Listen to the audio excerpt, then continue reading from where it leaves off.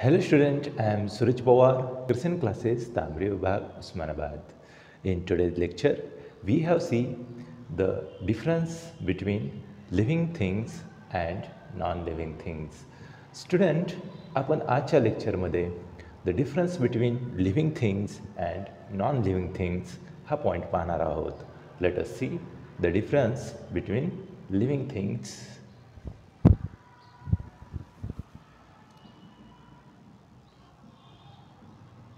and non-living things.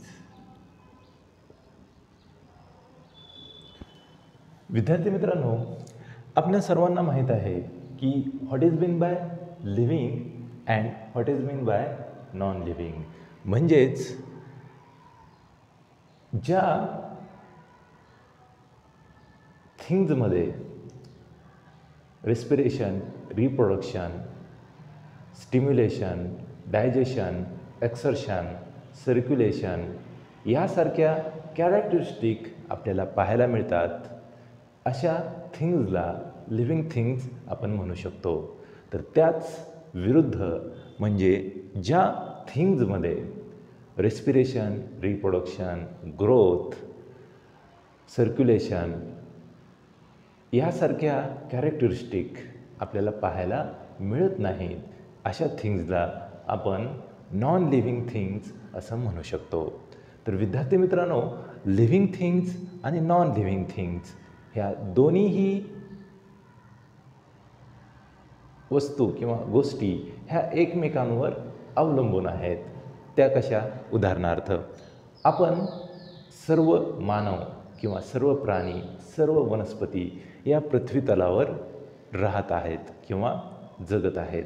तर या living things जगण्यासाठी त्यांना नॉन लिव्हिंग थिंग्स ह्या आवश्यक असतात. उदाहरणार्थ, आपणा सर्वांना जगण्यासाठी पाण्याची, हवेची आणि अन्नाची आवश्यकता असते. आता आपण पाणी, हवा किंवा अन्न या साऱ्या गोष्टी जर पाहिल्या तर या साऱ्या नॉन लिव्हिंग थिंग्ज आहेत. कारण की आपण पाण्याशिवाय, हवेशिवाय एक मिनिटसुद्धा राहू शकत नाही. तसंच प्लॅन्टचं सुद्धा असंच आहे. प्लॅन्ट ह्या इमोव्हेबल जरी असल्या तरी त्या लिव्हिंग्ज आहेत. म्हणजे प्लॅन्टला जगण्यासाठी पाणी आणि हवा या दोन गोष्टी खूप महत्त्वाच्या आहेत. तर लिव्हिंग थिंग्स ह्या अलिव्हिंग थिंग्स म्हणजेच अबायोटिक थिंग्सवर डिपेंड असतात, अवलंबून असतात. तर पाहूया आज आपण लिव्हिंग थिंग्स आणि नॉन लिव्हिंग थिंग्स यामधला बेसिक डिफरन्स. तर living things have special characteristic.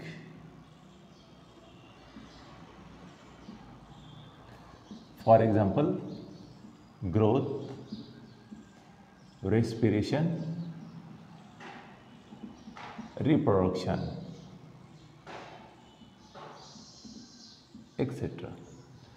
म्हणजे लिव्हिंग थिंग्समध्ये स्पेशल कॅरेक्टरिस्टिक जशा की ग्रोथ, रेस्पिरेशन आणि रिप्रोडक्शन हे आपल्याला पाहायला मिळतं.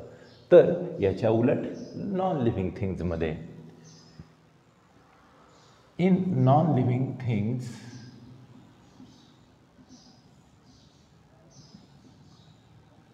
growth, respiration, reproduction does not seen. तर नॉन लिव्हिंग थिंग्समध्ये याच्या उलट म्हणजे ग्रोथ, रेस्पिरेशन किंवा रिप्रोडक्शन यासारखे कॅरेक्टरिस्टिक, गुणधर्म आपल्याला दिसून येत नाहीत. त्यानंतर living things depend on non-living things for their survival. विद्यार्थी मित्रांनो, या लिव्हिंग थिंग ज्या आहेत ह्या नॉन लिव्हिंग थिंग्जवर डिपेंड आहेत त्यांच्या सर्वायवलसाठी. म्हणजे विद्यार्थी मित्रांनो, नॉन लिव्हिंग थिंग्जला जगण्यासाठी, सर्वायव करण्यासाठी नॉन लिव्हिंग थिंगचा वापर करावा लागतो. म्हणजेच आपल्याला जगण्यासाठी पाणी, हवा, अन्न या गोष्टी आवश्यक आहेत. म्हणजे लिव्हिंग थिंग्स या जगण्यासाठी नॉन लिव्हिंग थिंग्जवर डिपेंड असतात, अवलंबून असतात. तर नॉन लिव्हिंग थिंग्स डझंट किंवा नॉन लिव्हिंग थिंग्स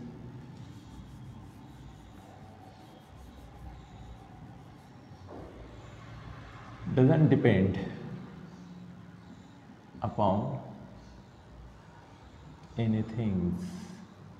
तर नॉन लिव्हिंग थिंग्स ह्या कोणत्याही अशा घटकावर अवलंबून नाही आहेत. त्यानंतर non living things are produce from living things. तर लिव्हिंग थिंग्सपासून नॉन लिव्हिंग थिंग्स ह्या निर्माण केल्या जातात, प्रोड्यूस केले जातात. म्हणजे उदाहरणार्थ आपण रेस्पिरेशन करतो आणि रेस्पिरेशन करत असताना श्वास आतमध्ये घेतो आणि नंतर उच्छ्वास हा बाहेर सोडतो. तर श्वासामधून आपण ऑक्सिजन घेतो, तर उच्च श्वासामधून आपण कार्बन डायऑक्साईड या वातावरणामध्ये सोडून देतो. म्हणजे ऑक्सिजन हे नॉन लिव्हिंग थिंग्स जी आपण मध्ये घेत आहेत, पण उच्छ्वासाद्वारे जी कार्बन डायऑक्साईड आपण बाहेर सोडत आहेत ती नॉन लिव्हिंग थिंग्ज आहे. म्हणजेच नॉन लिव्हिंग थिंग्स या लिव्हिंग थिंग्सपासून प्रोडक्ट होतात. दुसरं एक्झाम्पल, आपण एक्सर्शन करतो, अन्न खातो, हे नॉन लिव्हिंग, आणि अन्न खाल्ल्यानंतर त्याचं एक्सर्शन करतो, तर एक्सर्शनमधून जे प्रोडक्ट आपण बाहेर टाकतो तेही नॉन लिव्हिंग थिंग्ज आहेत. तर non living things produce living things. तर नॉन लिव्हिंग थिंग्स या लिव्हिंग थिंग्सकडून प्रोड्यूस केले जातात, निर्माण केले जातात. आणि यांच्यामध्ये doesn't produce any non-living things. तर यांच्यापासून असं काहीही बनलं जात नाही. उदाहरणार्थ ऑक्सिजन या पृथ्वीवर जेवढा आहे तेवढाच कॉन्स्टंट आहे. तो सजीवांकडून वापरला जातो आणि पुन्हा कार्बन डायऑक्साईड वनस्पती घेतात आणि पुन्हा ऑक्सिजन वातावरणामध्ये सोडला जातो. म्हणजे ऑक्सिजनचं जे काही प्रमाण आहे ते कॉन्स्टंट आहे. म्हणजे नॉन लिव्हिंग थिंग्स हे नवीन काही गोष्टी निर्माण करत नाहीत. म्हणजेच ते आहेत तेवढेच आहेत. त्यानंतर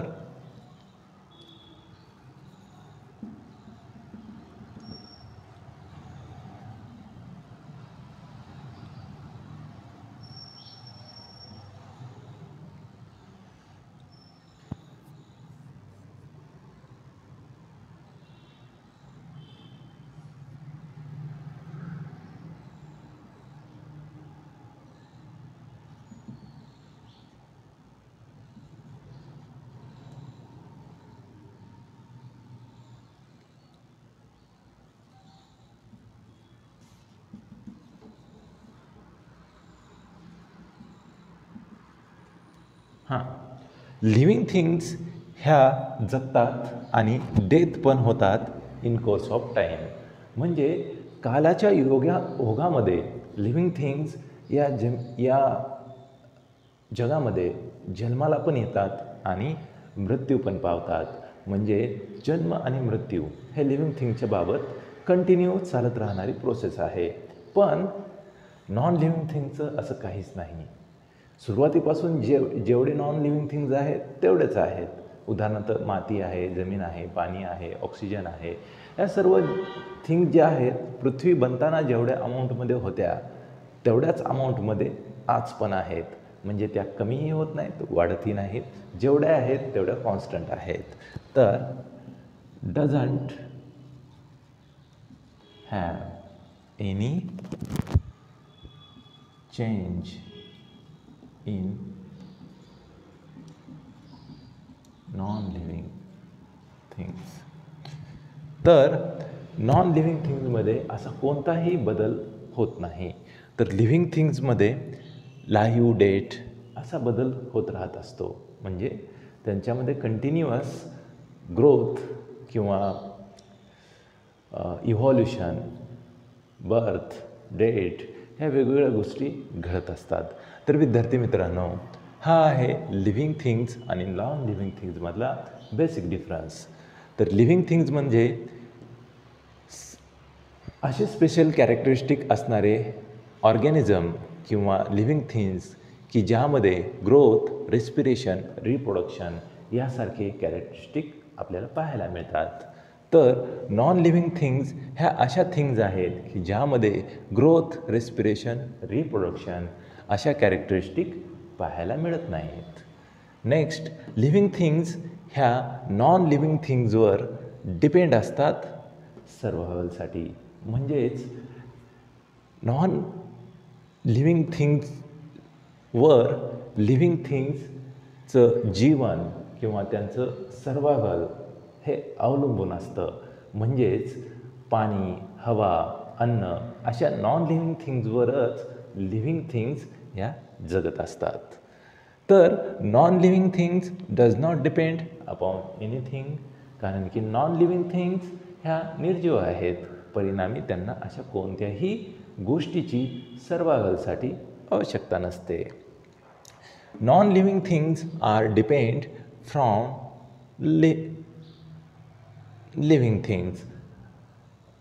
आता नॉन लिव्हिंग थिंग्स ह्या प्रोड्यूस होत असतात काही लिव्हिंग थिंग्सपासून सुद्धा. म्हणजे उदाहरणार्थ कार्बन डायऑक्साईड किंवा एक्सर्शनमधून जे वेस्ट प्रोडक्ट बाहेर पडतात किंवा ऑर्गॅनिझम डेड झाल्यानंतर त्याची पुन्हा तो जमिनीमध्ये डिकम्पोज होतो आणि त्याच्यापासून सॉईल बनते किंवा ह्युमस बनतं. तर ह्युमस म्हणजे एक प्रकारची सॉईलच आहे. तर या लिव्हिंग थिंग्सपासून नॉन लिव्हिंग थिंग्स ह्या प्रोड्यूस होत असतात. तर नॉन लिव्हिंग थिंग्सपासून लिव्हिंग थिंग्ससुद्धा प्रोड्यूस होतात. म्हणजे लिव्हिंग थिंग्स म्हणजे सजीव हे नॉन लिव्हिंग थिंग्स म्हणजे हवा, पाणी, अन्न हे घटक वापरून लिव्हिंग थिंग्स बनवत असतात. म्हणजे त्यांचा ग्रोथ वगैरे रिप्रोडक्शन करत असतात. तर non living things are produce from living things. तर अशा प्रकारे नॉन लिव्हिंग थिंग्स ह्या लिव्हिंग थिंग्सपासून बनतात, प्रोड्यूस होतात. तसंच doesn't produce any non living things. तसं नॉन लिव्हिंग थिंग्स म्हणजे निर्जीव वस्तू ह्या काहीही नवीन बनवत नाहीत. त्या जेवढ्या आहेत तेवढ्या कॉन्स्टंट आहेत. Next, living things are live and date in course of time. म्हणजे लिव्हिंग थिंग्स ह्या जन्मतात आणि मृत्यू होतात काळाच्या ओघामध्ये. म्हणजे लिव्हिंग थिंग्समध्ये चेंज होत राहत असतो. लिव्हिंग थिंग्स या जन्माला येतात, उत्क्रांत होतात, इव्हॉल्युशन होतं आणि नंतर ते मरण पण पावतात. ग्रोथ, डेथ ह्या लिव्हिंग थिंग्सच्या कंटिन्युअस चेंजेस आपल्याला पाहायला मिळत असतात. तर doesn't have any change in non living things. तर नॉन लिव्हिंग थिंग्समध्ये असा कोणताही बदल आपल्याला पाहायला मिळत नाही आहे. तर हे आहे आजचा लिव्हिंग थिंग्स आणि नॉन लिव्हिंग थिंग्स. आणि सर्वात महत्त्वाचं, SSC state board Maharashtra March 2021ची बॅच 1 फेब्रुवारीपासून चालू होत आहे. तर लवकरात लवकर तुम्ही माझ्याशी कॉन्टॅक्ट करू शकता. थँक्यू.